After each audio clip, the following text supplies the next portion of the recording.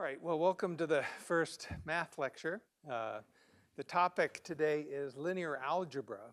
And what I expect is that for most of you, the topics will be very familiar. At least we'll be covering basic fundamentals of vector algebra, then dealing with special matrices that are used in applications, eigenvectors and eigenvalue decompositions, singular value decompositions, and then finally the Perron-Frobenius theorem.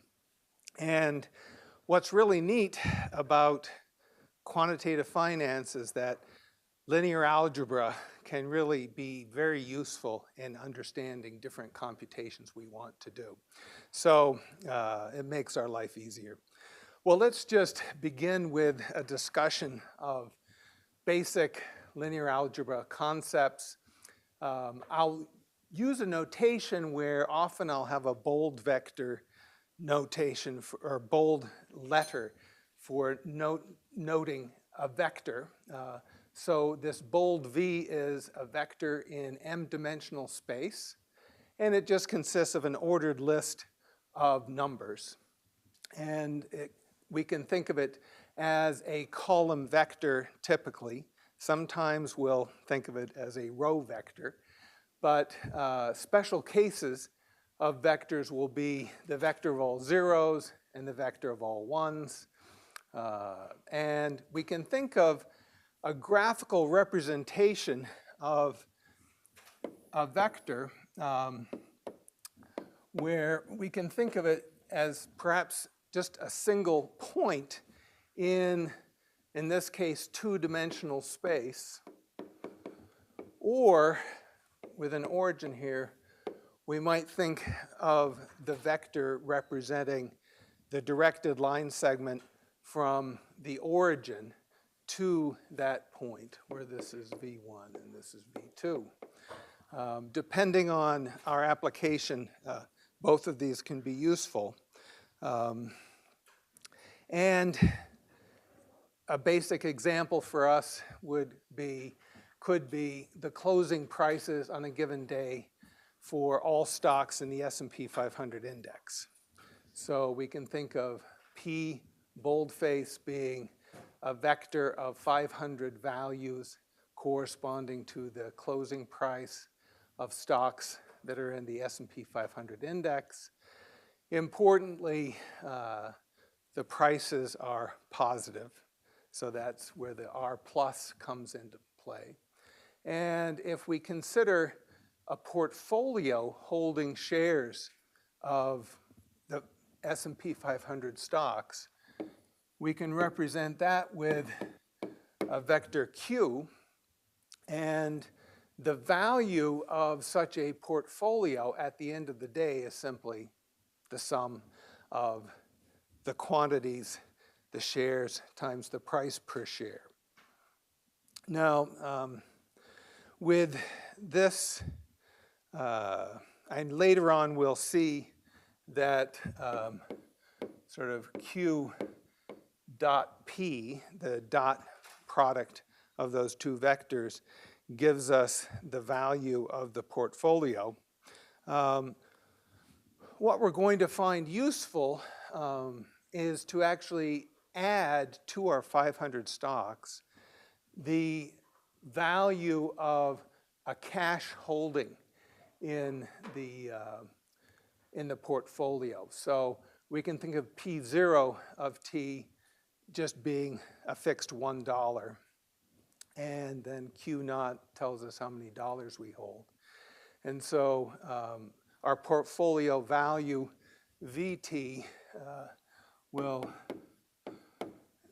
be given by this number. And we can think about rebalancing portfolios, computing portfolio and loss on a daily basis. And we can characterize rebalancing the portfolio as shifting from shares held at the end of day T to Qj of t plus 1 to be held through day t plus 1 by adjusting the quantity for each stock by a delta j. And if we constrain the sum of the change in shares across the j stocks and cash and the pj multiplying by the pj of t, we can constrain this sum to be equal to 0. So this would correspond to a rebalancing of the portfolio and basically not taking any sort of distributions from the account. Now, with the net gain, let's see, this terminology, P and L, it's in a sense a misnomer, I think, because it's really profit and loss, but it's referred to as P&L, portfolio net gain. We can just look at the change in value from day t to day t plus 1. And this will have this simple form for the change in portfolio value. Basically, the shares that are held from the end of day t to t plus 1 times the change in price from day t to day t plus 1. And so this is the portfolio net gain. And here we're talking about portfolio management maybe on a daily basis, where at the end of the day, we make a decision as to how to rebalance our portfolio. And there's a net gain during that period. One could adjust the period of rebalancing to be intraday on a regular or irregular basis. And we'd have to have extra notation to do that. Now, with vector concepts, if we multiply a vector v by a scalar c, then we just multiply through each of the components of v by that scalar. And if we add two vectors, we simply comprise the sum of components, element by element. And the dot product between two vectors is simply the sum of the product of the two. So this allows us to work with vector algebra associated with portfolios. If we have two portfolios, we can consider, let's see, we can think of a QT and in this notation, a WT, as two different portfolios. And with each of these portfolios, we can determine what the profit and loss is of each portfolio. So for Q, it's the value at the end of day minus the value at the beginning of the day, and similarly for portfolio W. And it's useful to include in the notation here this sort of BOD and EOD to represent beginning of day, end of day. And what's relevant, actually, is that the QT portfolio composition is, while it's indexed by T, it's actually determined at the end of day T minus 1. And so one needs to be careful in doing computations with portfolio value measurement that you're always using portfolios that are defined using only information up to a given time point. So if we're going to be rebalancing at the end of the day for investment the next day, we can't know what will happen on the next day. All right, well, with these portfolios that are just simple vectors, we can look at their difference. And so if we look at dt equal to qt minus wt, okay, this defines another portfolio. We often constrain portfolios to be long only, meaning the q's and w's are positive or 0. But there's no reason why we can't allow component weights in portfolios to be negative. And in this case, it's negative shares.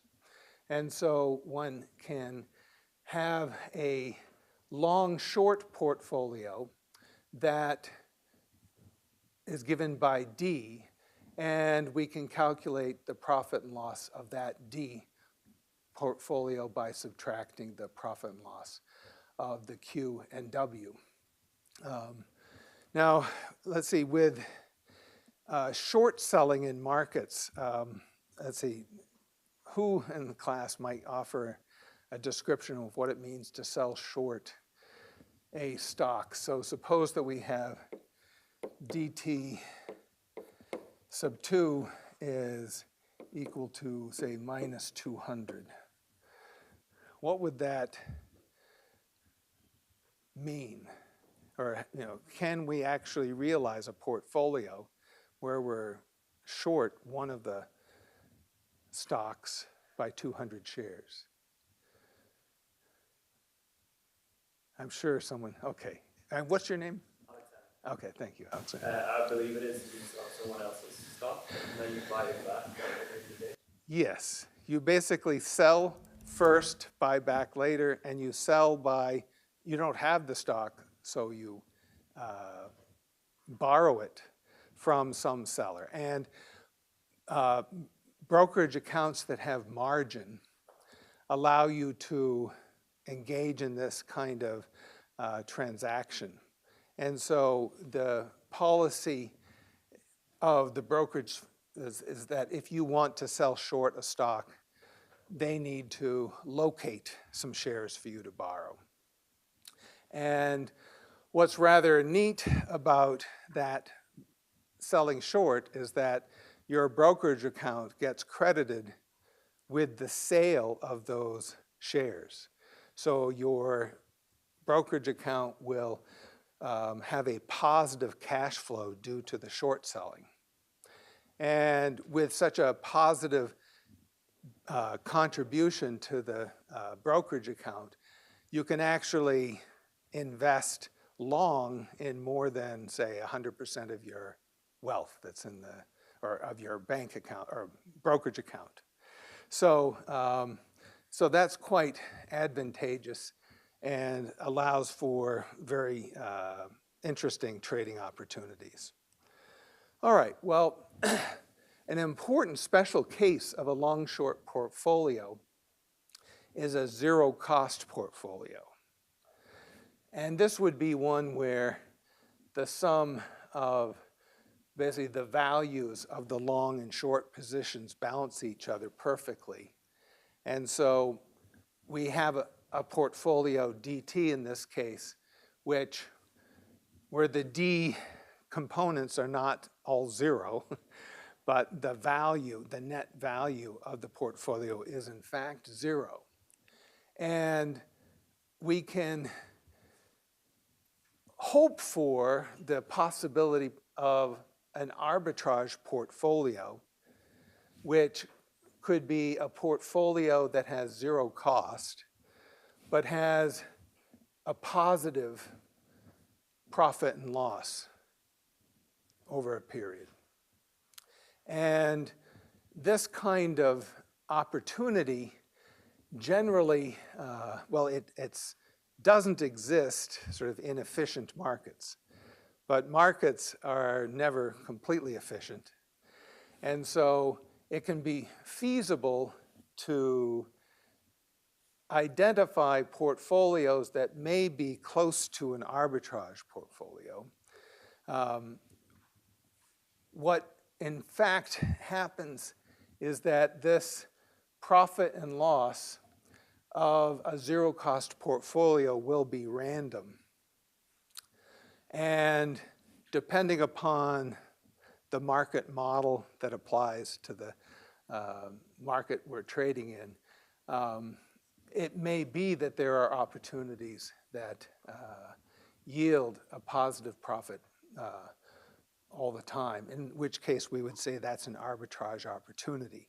What we'll see later today is the question of under what conditions is there no arbitrage in a given market? And how do we characterize prices of assets in a market with no arbitrage? And ultimately, it turns out that option pricing theory that was mentioned last time of Black-Scholes and Merton is all based upon arbitrage-free markets and the implications of that. And we'll see that in arbitrage-free markets, there does not exist any arbitrage portfolios. And what will be neat is to understand why that's the case. All right. So we have random prices at the end of day t. And so the profit and loss is going to be random. I guess it's relevant to note that there are strategies of statistical arbitrage. And those are strategies where we have sort of portfolio specifications D star for which this random profit and loss is a distribution that tends to generate positive returns. And so there's sort of a statistical likelihood of making money.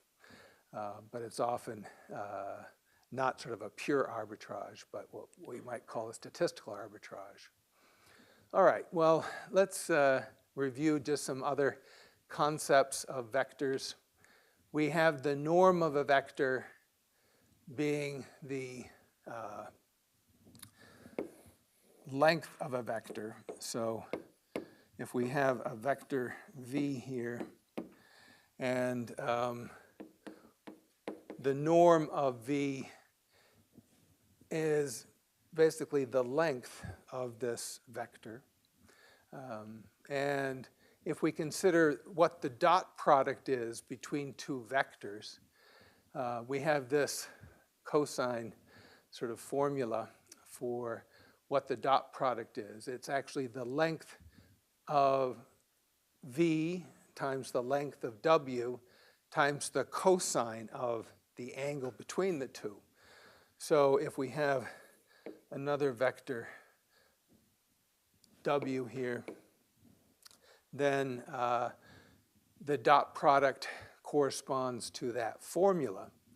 And what's interesting about that formula is that it actually corresponds to the dot product sort of corresponds to the length of the segment along W that is closest to V. And so with this dot product notation, we actually can talk about orthogonality between vectors in m-dimensional space. And those can be very useful. We'll actually see this sort of orthogonality applied when we talk about regression and least squares regression. So you may be familiar with some of these topics from that discussion. All right, well, with vectors, a really important topic is whether vectors are linearly independent of each other. And so if we have two vectors, v and w, they are linearly independent if the only linear combination of the two, which gives us the zero vector, is the linear combination with C1 equals C2 equals 0. So linear independence is essentially the case that we have a V and W that aren't aligned with each other in 2 dimensions, and at least vectors emanating from the origin having that property.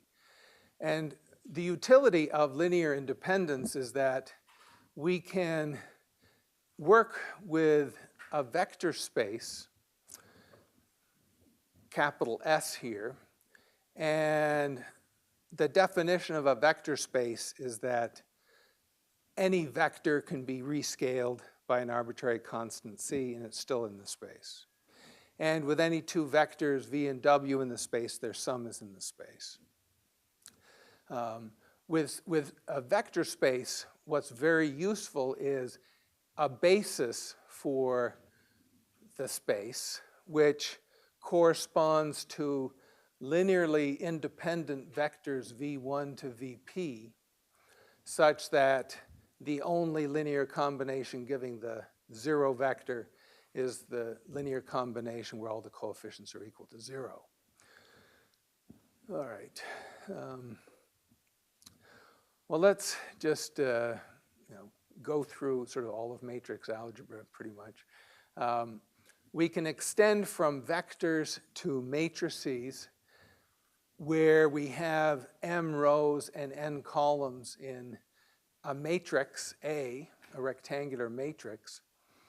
And one very useful representation of a matrix is as a collection of column vectors that are stacked one after the other. And so we can denote bold A sub 1 through bold A sub n as the column vectors. And with matrix algebra, we can multiply a matrix capital A by a constant, and we end up multiplying each of the components, elements of the table of A values by the same constant C.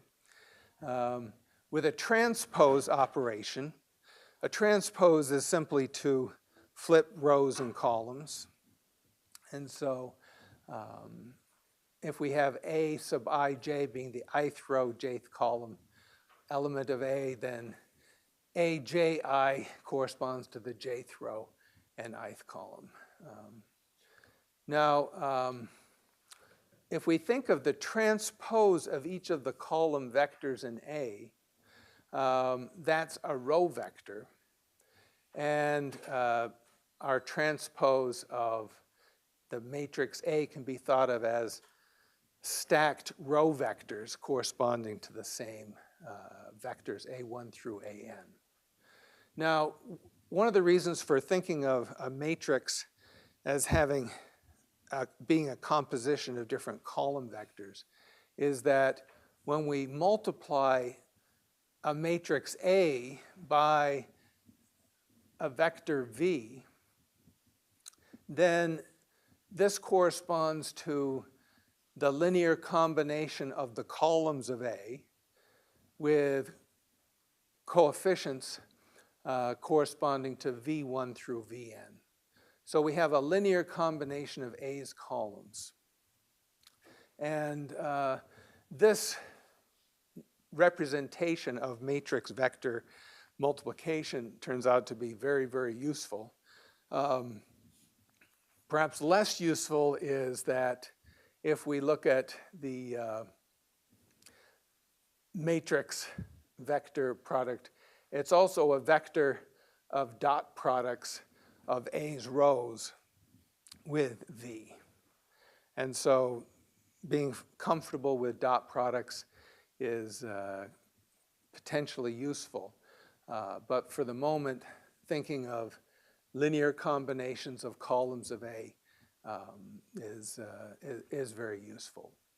So I guess if we think of the columns of A corresponding to potentially a basis of vectors, then AV corresponds to another vector in the space spanned by those columns. All right, now when we multiply two matrices together, we actually have a matrix A and a matrix B, each with their respective columns, vectors, and we can basically expand the matrix B into B1 through BP, and then do the matrix vector product for each term. This is equivalent actually to looking at elements Cij, which are just these double sums. When I learned linear algebra decades ago, I used these double sums, which were not very intuitive to interpret, although one with the simple algebra notation can prove everything, but things are much easier to prove with this other notation. Now, what's important when we multiply two matrices together is that the matrices have to be conformal, meaning we need to be able to multiply A times the column vectors of B. So the M by N matrix of A has to be able to multiply the M by P matrix of B. So actually, I think there's a, or let's see, yeah, sorry, there are N columns in A and N rows in B. And so the result is an M by P matrix. All right. Well, with different matrix operations, you learn in linear algebra all of these rules, these laws associated with matrix algebra computations. Everything is pretty obvious except maybe when you transpose a product, you reverse the order of the product of transposes. And if you consider reversing the order of matrix multiplications, if one can sort of reverse the order, if A and B have the same number of rows and columns, it turns out that the commutative law for multiplication doesn't apply to matrices. So you want to be careful with those distinctions. All right, so special matrices. Okay, there's the, when we have a symmetric matrix, then its transpose equals itself. So the matrix has basically, well, let's see, the off-diagonal entries are matched one by one with Aij equaling Aji. The identity matrix is a matrix with ones along the diagonal. And it can be convenient to represent this as the matrix of columns where E sub j is a simple matrix or a simple vector which is all zeros but then a single one, where this is the jth row. And different computations can be made easy with that sometimes. Now, there's a notation of using the J matrix to be the matrix of all ones. And the matrix J turns out to be a vector 1 times its transpose. And we have diagonal matrices where the matrix is all zeros except for the diagonal entries, which may or may not be zero, and are given by the list D1 through Dn. All right. Okay, well now we can turn to some applications of that use matrices. And the first one we want to discuss is stochastic matrices. So these are matrices which consider a stochastic matrix that's square, and the columns of A sum to 1. So we'll have an A with A1, A2, up to AM or AN. And basically the sum of Aij, I equaling 1 to M, is going to equal to 1. So this kind of matrix is associated with Markov chains, where we think of there being M possible states. And we can think of, so we basically have M rows and M columns. And we have this notation Aij, or lowercase aij, is equal to the probability that the state, the next state, equals I given the previous state equals J, is given by this Aij. So, so we have, let's see, for each column J, we have if the previous state at time t was J, then there's a transition to a state at time t plus 1. And these transition probabilities, in some cases, can be assumed to be stable or stationary over t. And with a Markov chain, we can think of there basically being different states which are indexed from 1 to up to M. And we might think of these as being sort of nodes in a graph, and there's a probability of moving from one node to another for each time point. And these probabilities of transitions might be stationary in a stationary Markov chain model.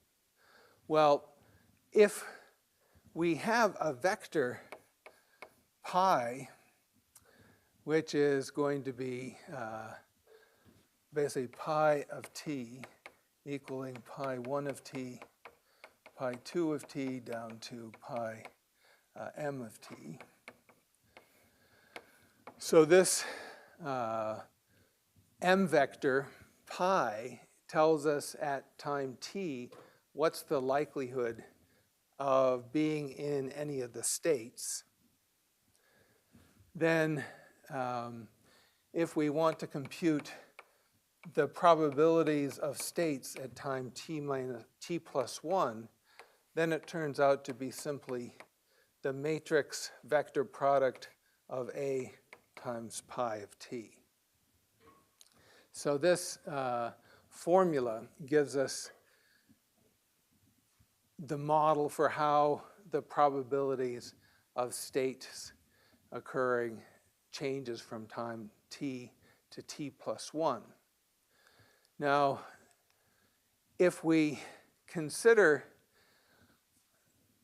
what is the probability vector at time t plus 2, well, we have the same matrix vector model where the stationary transition probabilities A are multiplied by the vector of probabilities at t plus 1. And we can substitute in what that product is, which is A pi. And so we basically get the square of the transition probability matrix times the pi vector at time t.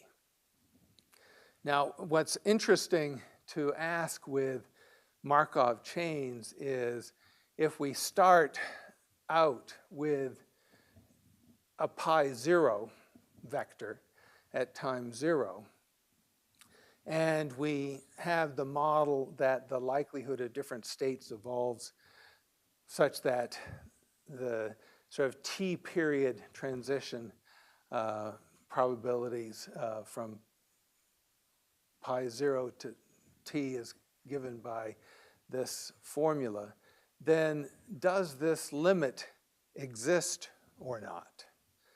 And so let me just ask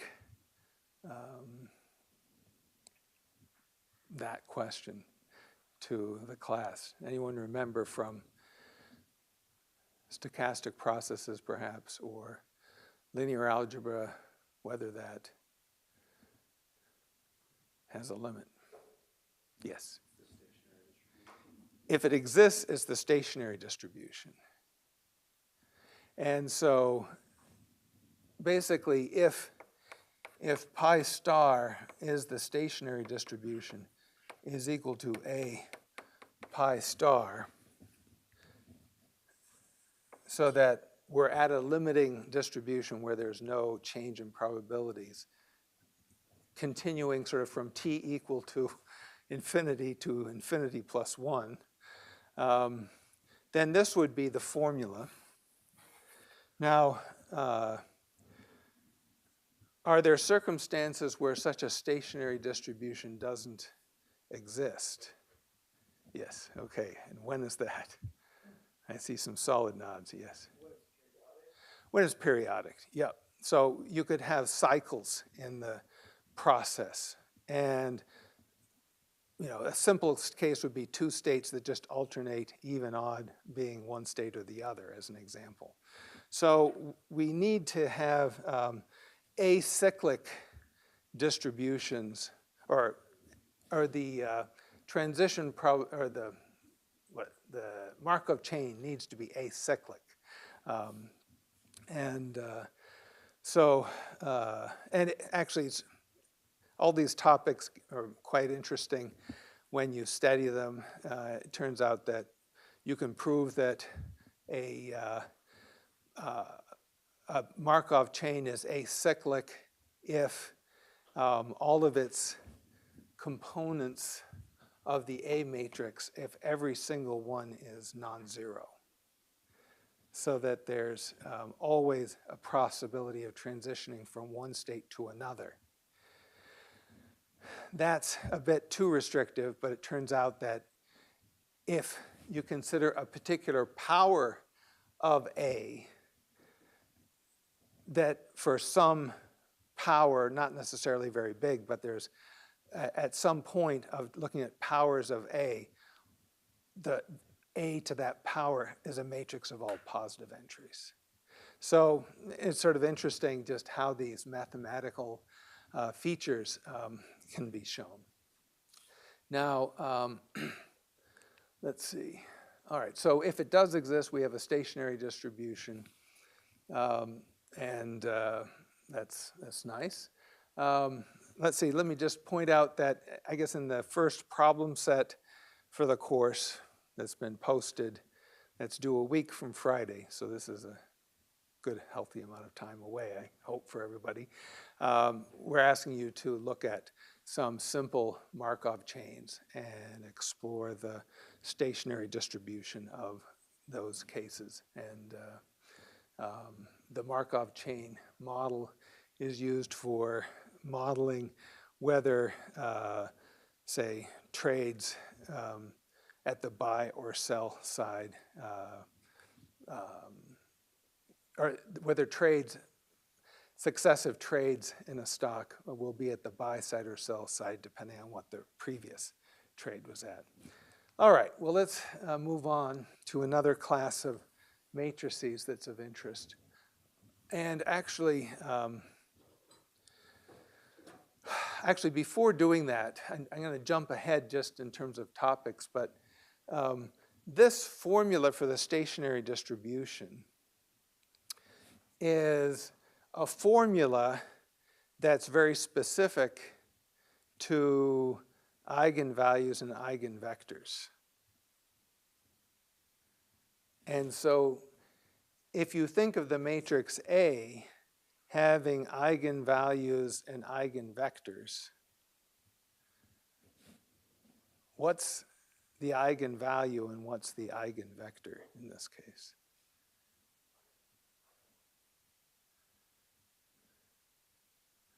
Does anybody?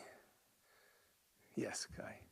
Eigenvalue of 1, and the eigenvectors would be all the pi stars that satisfy it. So this basically is a case where one of the eigenvalues is 1. Or sorry, one of the eigenvalues is 1, and this is satisfied. We'll see later that basically the other eigenvalues may be smaller than 1, and when you multiply the A matrix by itself to many, many powers, then it's only this one eigenvector that doesn't get shrunk to 0 in the limit. So, all right, well, let's turn to positive matrices. Positive matrices arise in economics where we think of there being, say, prices of goods under different sort of states of the market, or costs of goods under states of the market, and those are all positive. And we can think of this arising in a single period market model where we have n assets indexed by I, and let's see, we have two periods, or sorry, a single period with a beginning and end, t0 and t equals capital T. And if we think of what is the price of assets at time 0, we may know what those are at time 0. And then what are the subsequent prices at the end of the single period, capital T. And those prices may or may not be known. And so let me just give an example here with two assets. And so we're going to think of the two-period model.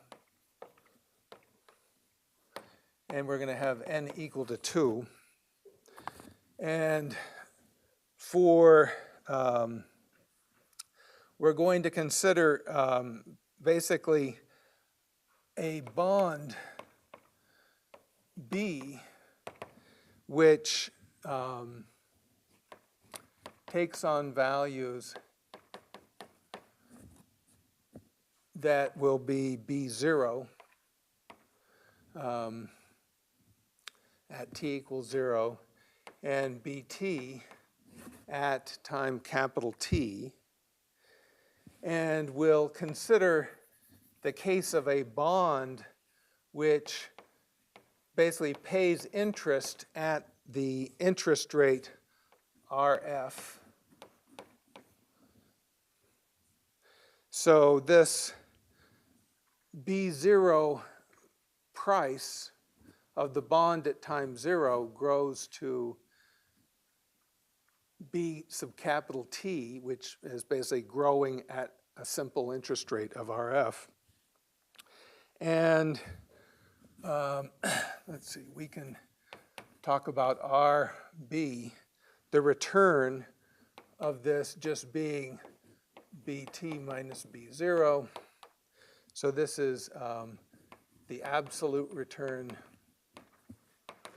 And we could also define the percent return, which would be looking at R sub B equal to the absolute return divided by the initial value. So this would be the percentage return. And let's see, if we subtract this here, we end up getting that this is B0 RF times T. So this turns out to be equal to simply RFT as the percent return. And let's see. We can also talk about the simple rate of return, which would be given by, well, let's see, actually, maybe here I should write R sub B. And here R sub B instead of R sub F, because I want to define R sub F to be equal to basically 1 over T, the average rate of return. So it's equal to this times BT minus B0 over B0. And so this is simply, in this case, is equal to that RB.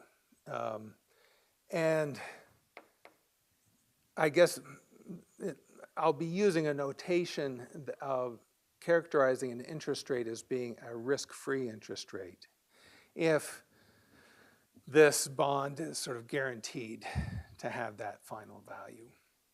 And so in quantitative finance, we often talk about risk-free rates. And the risk, nothing in the world is risk-free, but when governments can print money to pay off their liabilities, then it essentially is sort of a risk-free rate. And we worry less about it with countries with stronger economies.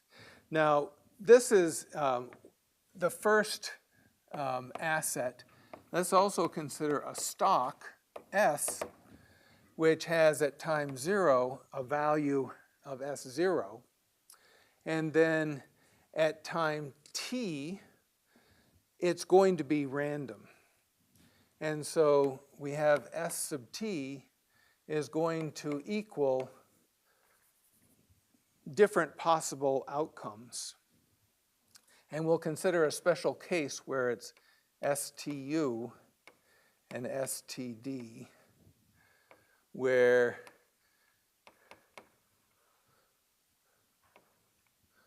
we have an underlying state being an up or a down market. So we have a random outcome for ST. We're not yet specifying what probabilities are associated with these different states. And so there are two states at time t, omega equal to, well, maybe I'll just write U and omega equal to D for that. And so in thinking of a single market model with n assets, not just 2, we are defining basically 2 assets. I guess I'm using J for the assets instead of I. But we basically have known asset prices at time 0 and potentially random prices at time capital T. And so we can model this by associating different states at, or scenarios at time capital T that are indexed W1 to Wm. And we then can have different prices in that. So here's the framework for this right now. And at least the framework with 2 assets. And we can also characterize portfolios of the n equals 2 assets. And we can define a pi vector being simply equal to a weight in the bond and a weight in the stock, units of the stock, units of the bond, given by this vector. And so what we can then do is deal with modeling the outcomes of this portfolio. If we consider sort of V0, the value of the portfolio at time 0, this would be just pi b times b0 plus pi s times s0. And at time capital T, then our portfolio would have values pi b bt plus pi s times s tu for the up case, and pi b bt plus pi s times std when w is equal to d, when the state is down. So this value of the portfolio will be random depending upon the likelihood of these up and down states. Well, with this setup, it's useful at this point to introduce you to some concepts, which is contingent claims and replicating portfolios.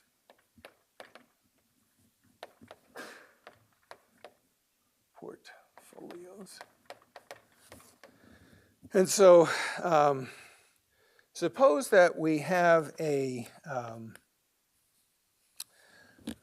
contingent claim C, which has a value C0 is the value at t equal to 0. And CT will be the value of this contingent claim depending upon whether we have an up or a down, well, actually I'll reverse it, a down or an up market.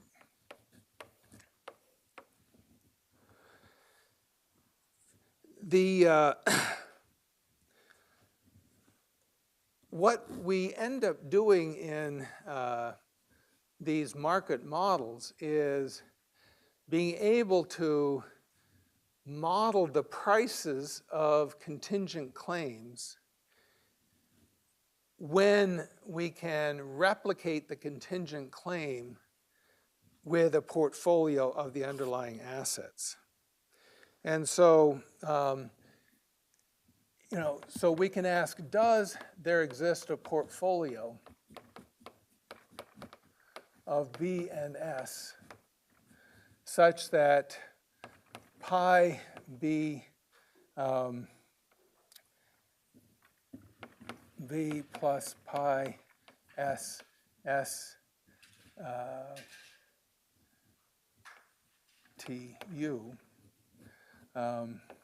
equals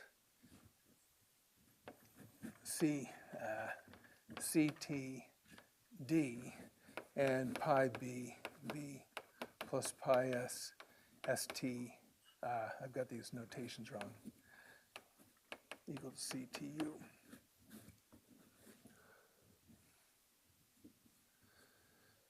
So if this were the case, then if so, then we could have C0 equaling pi B B0 plus pi S S0. And we would replicate this contingent claim payoff at time capital T. Now, mathematically, can we solve for a portfolio coefficients that satisfy this contingent claim.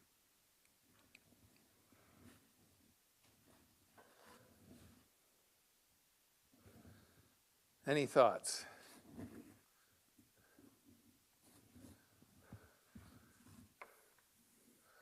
Well, let's see. If we look at CTD versus CTU, and here's the origin. If we had a portfolio that was just the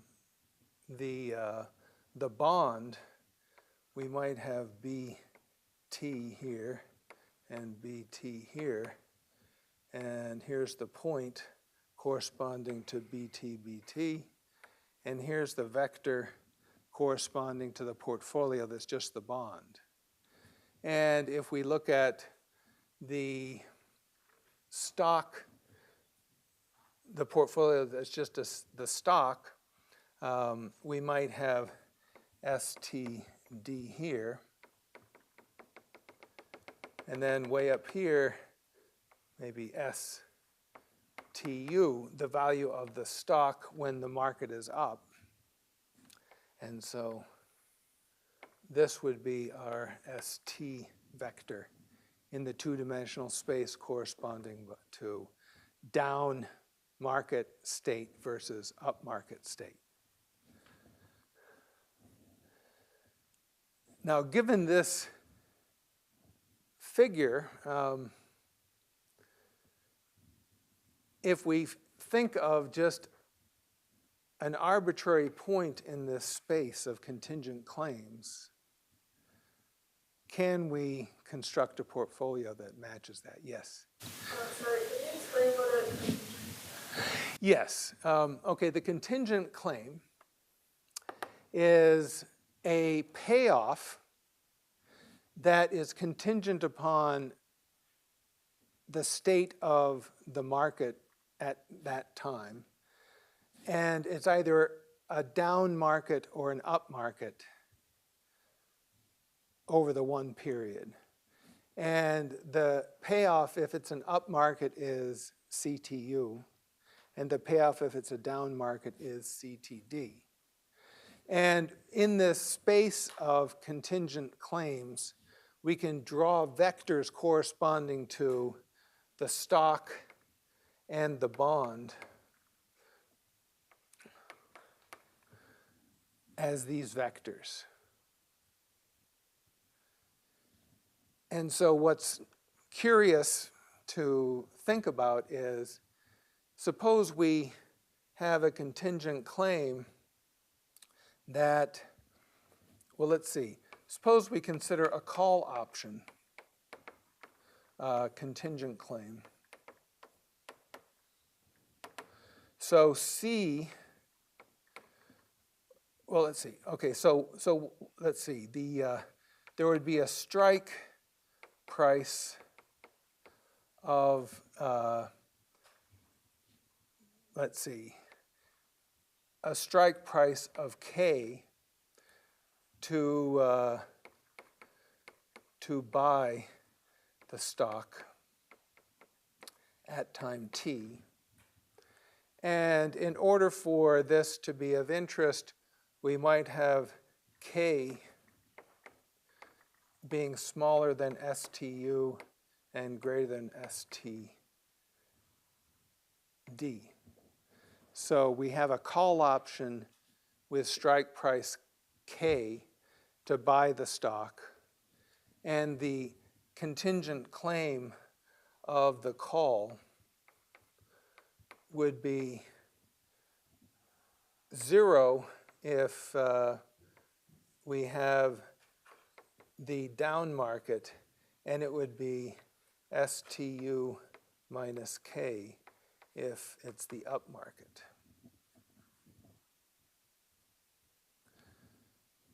So we could consider 0 in the down market, and basically maybe this would be CT minus K here. So this vector here would correspond to the payoff of this call option.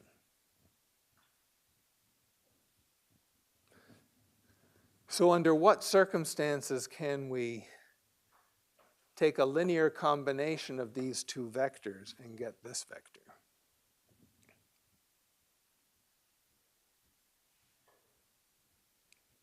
Yes? If you go short on one of the stock, Yeah, I mean, basically we can solve for this here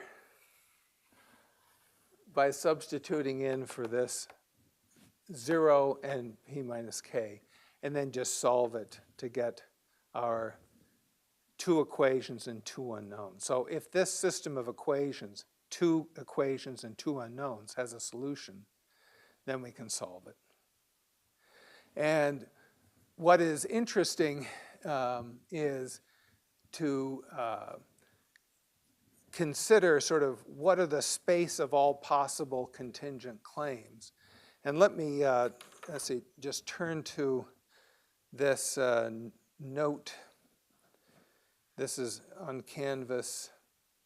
But this note that's been posted in Canvas talks about a period economy with two assets in section 1. That's what I've just outlined on the chalkboard here. One can generalize that to a single period model with more than two assets. That's section 2. And then one can generalize to, not generalize, but one can consider visualizing the assets and portfolios in section 3 here. And so what I do in the last section here is looking at the vector of payoffs of the bond and the stock, colored differently. And so this is a bond that may pay off the same amount in the down versus the up market, and the stock pays off more in the up market than the down. And then one can consider collections of portfolios that sort of weight the bond and the stock so that the positive weights sum to 1. And so these vectors correspond to the payoff vectors of those long portfolios. And if we consider, well, let's see, looking at those long portfolios, instead of representing vectors as pointed segments from the origin, one could just represent them as points in the space. And that representation is helpful when we want to consider a variety of other portfolios in the mix. And so here's a graph showing the value of the payoff if we consider portfolios that can invest up to 100% in each of the bond or the stock or both. And so if we invest 100% in both, we basically get the payoffs that are really high. And if we don't invest much, close to 0 in both, then we get the 0 vector. But this graph sort of shows the contingent claims that are mapped or equivalent by replicating portfolios of these types. And so if we then allow for shorting, this sort of extends the contingent claims to allow for negative payoffs, which are graphed here, basically with the payoff in the down market versus the up. And what's of interest here, although it's not quite easy to see, but is, let's see, there are portfolios where the initial value of the portfolio is 0. And so that would correspond to a long-short portfolio that is implemented with 0 cost. So, and then, let's see, okay, so this is sort of the payoff vector at t. And looking at the value where we sort of white out those portfolios that have zero cost. Now, what's useful here to see is that with these kinds of portfolios, we can replicate different contingent claims which correspond to different points in this space. If we were able to invest sort of more than 100% of our portfolio, long or short, then we could actually realize any point in this space in some cases. And so any contingent claim could be solved for, with this equation here. And that's rather neat, but it also is reasonable to consider if we make certain assumptions on the market, such as you buy more of an asset, you don't change the price of the asset. There's basically a fixed price is suitable regardless of how much. And there's no constraint on short selling the asset, that you can do that with liberty. So there are these kinds of properties that arise.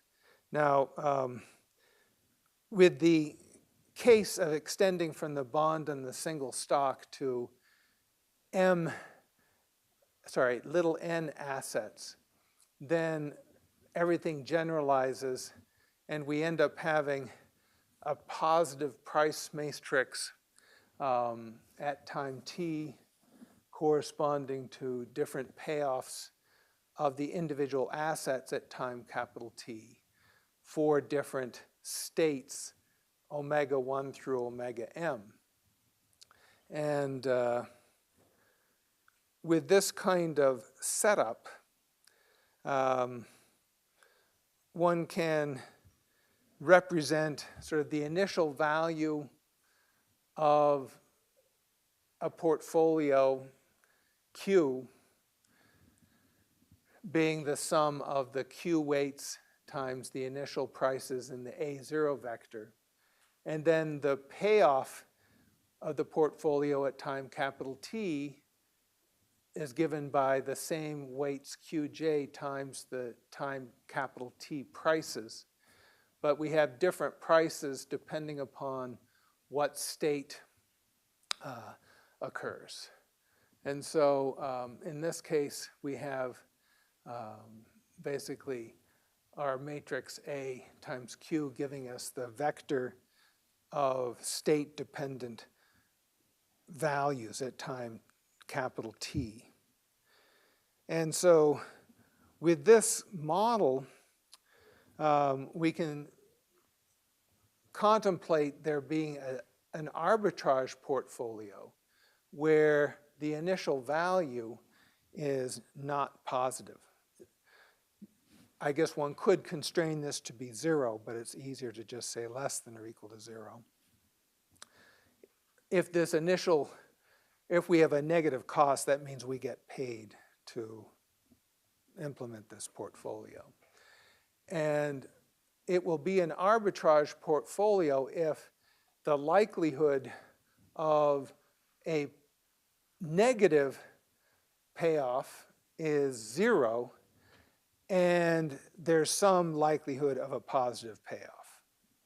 So such a portfolio would be risk-free in terms of downside risk. We never lose money. We either make money all the time or in at least one of the states. So this is an arbitrage portfolio. Now, with this model, there can be conditions that ensure that there is no arbitrage in the market. And so that's one issue to think about what conditions would ensure no arbitrage? And another condition that's of interest is called market completeness, which is, are there portfolios that can realize any payoff vector? So in looking at the contingent claims payoff, can we sort of span this space fully with portfolios of the underlying assets in the market?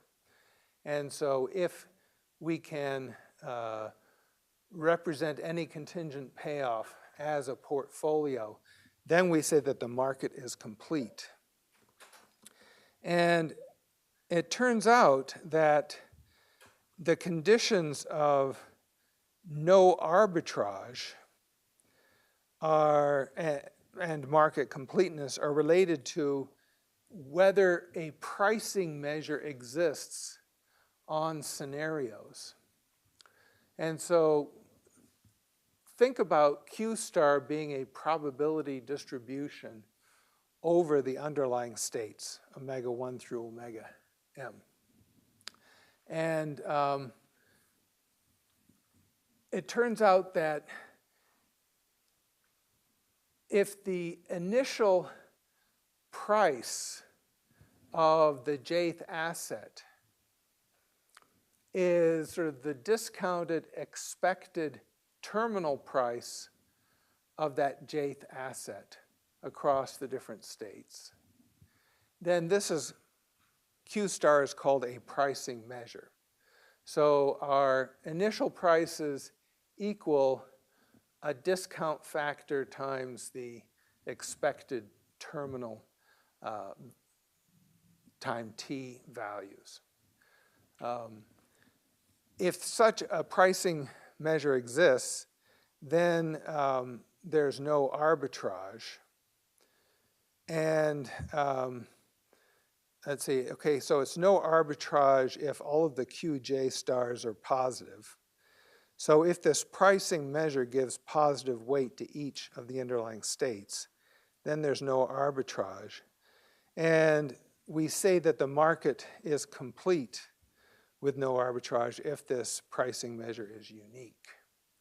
So it's an interesting set of properties that actually are quite, useful to know about.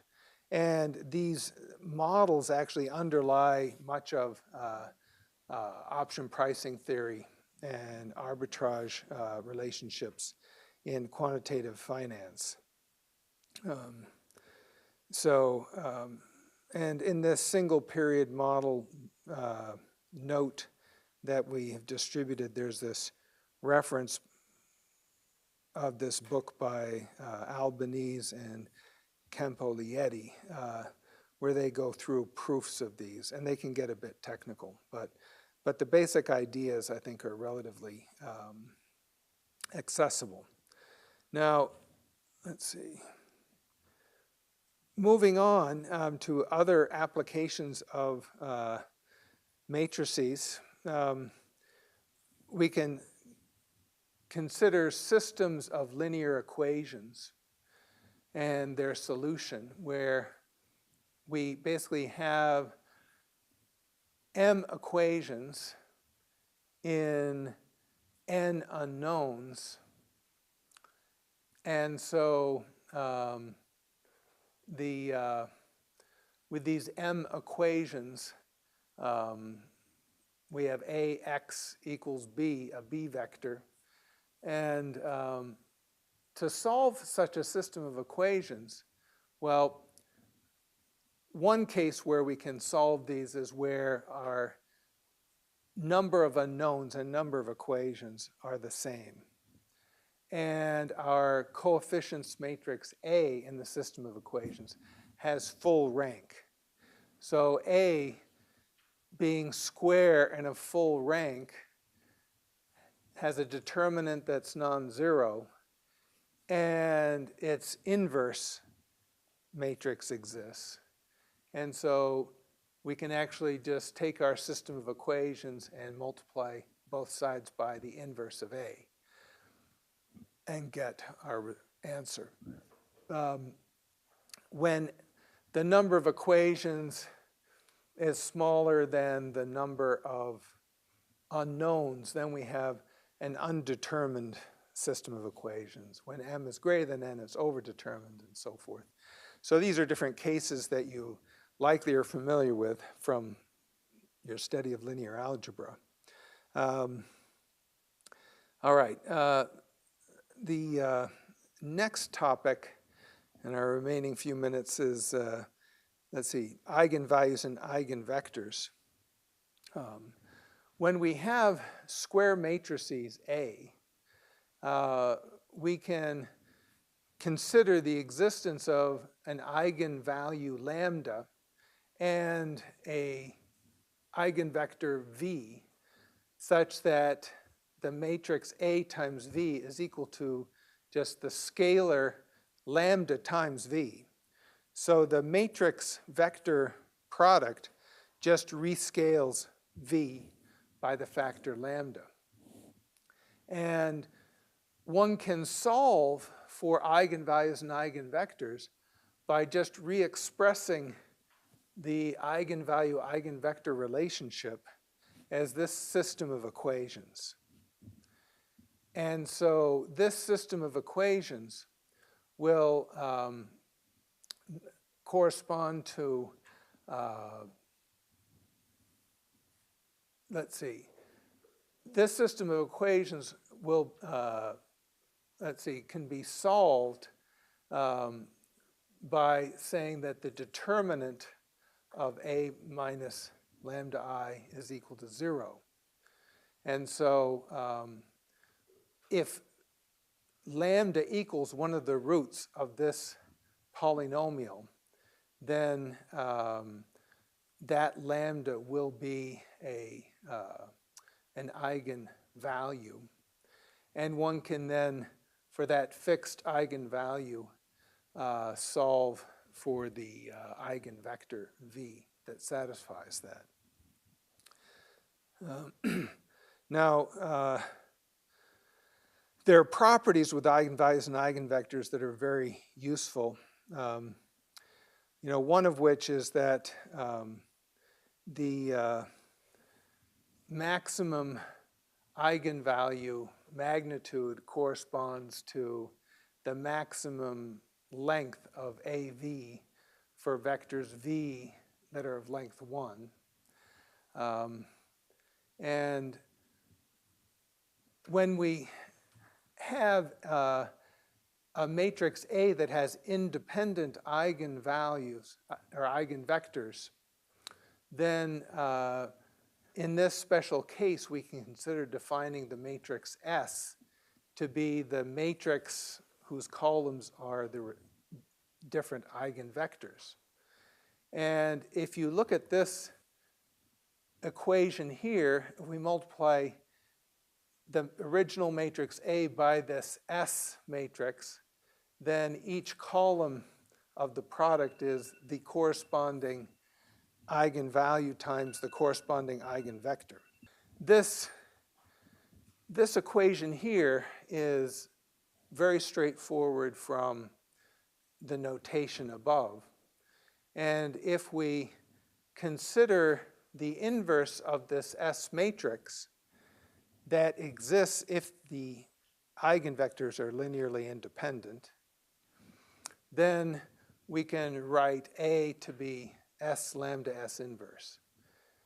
And this representation of the matrix A also gives us the way of diagonalizing A by pre and post multiplying by S inverse and S respectively.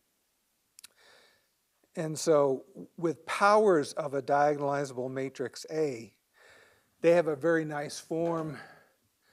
We basically got cancellation of S and S inverse in the products of A times itself. And so powers of A simply are the same matrix S times lambda, the diagonal matrix of eigenvalues to the kth power times S inverse. And so these are very useful in defining state equations and Kalman filters. So, all right. So let me just, I guess I'll finish there. There's some interesting key theorems in the remainder of these notes. I think they're pretty readable, and I'll maybe point out these during our next lecture. But there we are. Also, let's see, I posted an RStudio program that computes portfolios of S&P 500 stocks and looks at the changing value over time. And so I hope people can sort of explore those programs and try to use those in the RStudio cloud.